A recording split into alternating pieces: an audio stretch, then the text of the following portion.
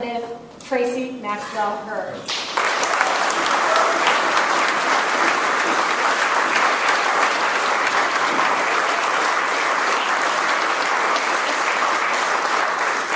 What a great crowd. On behalf of my friend JPC, I thank you all for being here today to stand with him and show your support.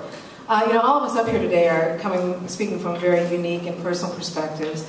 Mine is just one of being a soldier in the trenches with him, and I have to tell you, when you're doing hard work and your back is up against the wall, you want somebody there with you who can help you figure it out and has the courage of his convictions to stand up and do what's right on behalf of the citizens of this state and not just his personal interests.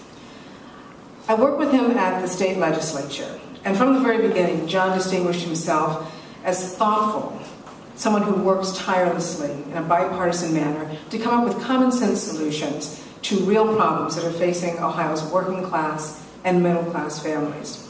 You would think that would be true of all of us, but not necessarily so. Because of that, he's earned the respect in the legislature because he works cooperatively with our colleagues across the aisle.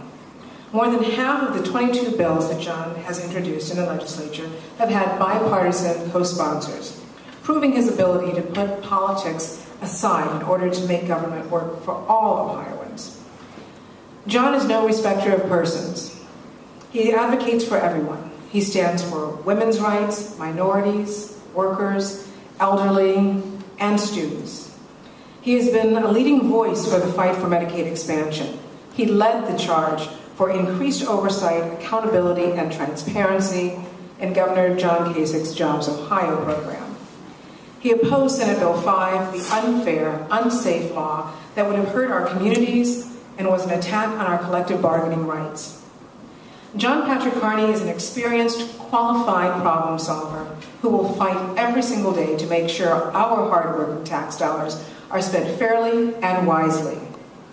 He believes state government should be a partner with local communities.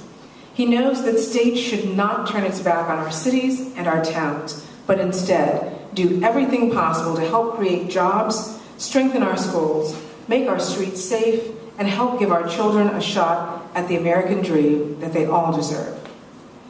It is now my pleasure to introduce my colleague, my friend, one of the smartest, hardest working guys I know in the legislature, Ohio's next auditor, John